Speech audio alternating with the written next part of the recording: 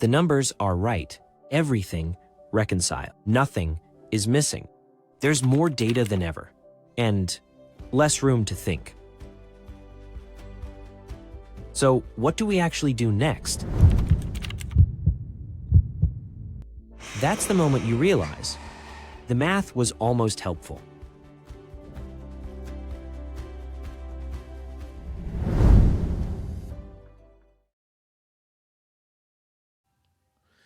Hey, it's Cashflow Mike, and welcome back to our podcast, the one that's all about the clear path to cash. So I'm going to start by let me say something that sounds strange.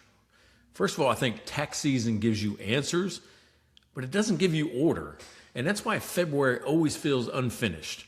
It's because you're going to be surrounded by all this information, but you're starving for that next step. What is the next step? During tax season, advisors don't just use one tool. They use everything. Everything that's at your disposal, everything that's on your desk. It's tax software, it's dashboards, it's portals, it's work papers, it's KPIs and forecasts and spreadsheets, reports galore. And here's the weird part. The more tools you use, the less resolution you feel. Why? Because the tools explain, but they don't prioritize. Most software is designed to answer questions like, hey, what happened? What changed? Where are we at? What's the number? And those are all important questions, but tax season doesn't break advisors because they don't know what happened. Tax season breaks advisors because nobody's telling them what matters most right now. That's the gap, right? Answers aren't the same as decisions. So let's talk about why tools stop short. Mainly it's because they're built for reporting, not leadership. It's dashboards. Well, dashboards don't want any responsibility. They want to be accurate. They want to show you the truth. But they don't want to tell you what to do with it. Like, here's just a number, right? And during tax season, that becomes a problem. Mainly because you don't need more truth. You need order. So tax season has this weird effect, right? It multiplies analysis. Again, there's more reports, there's more comparisons, there's more tax planning scenarios, more what-if questions. And it all sounds and feels like progress. It's like you're always busy but never doing anything.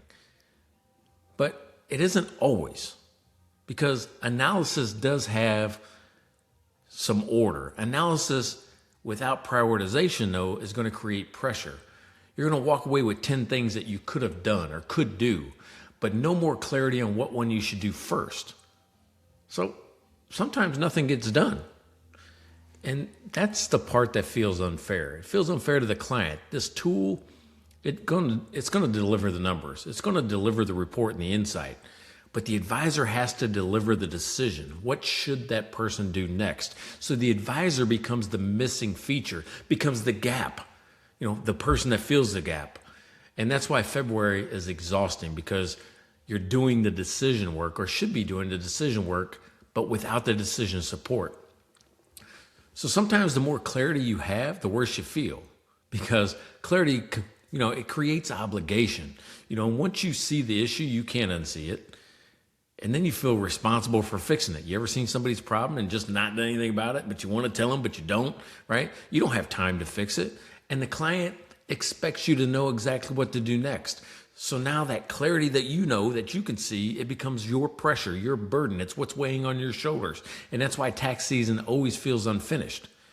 It's not because you don't understand the numbers. It's because you understand them perfectly. You see them. You see how they interact and how they flow. But there's still work that isn't resolved. That's your next step. It's getting in front of the client, showing them what to do about it.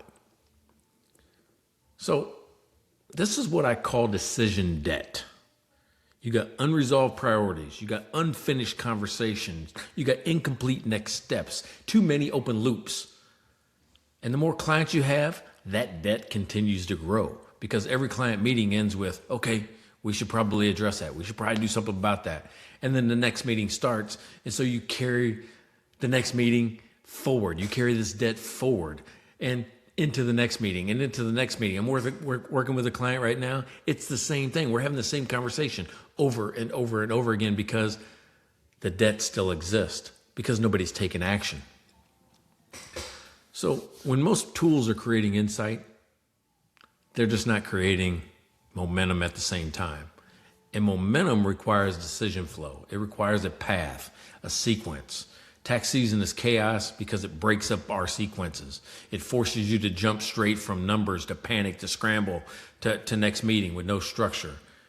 And that's why advisors don't feel tired, they feel unfinished.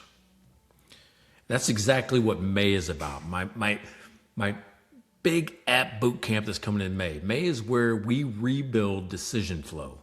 It's no more about dashboards. It's not about producing another report.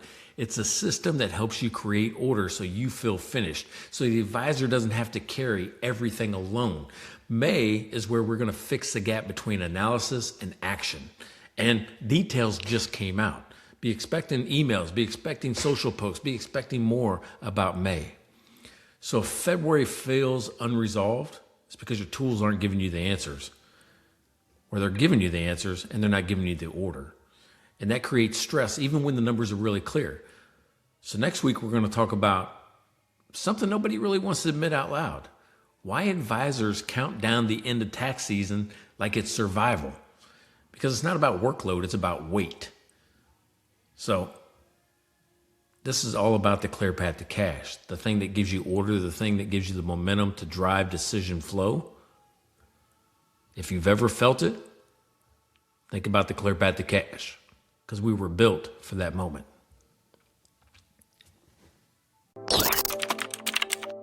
The numbers are right.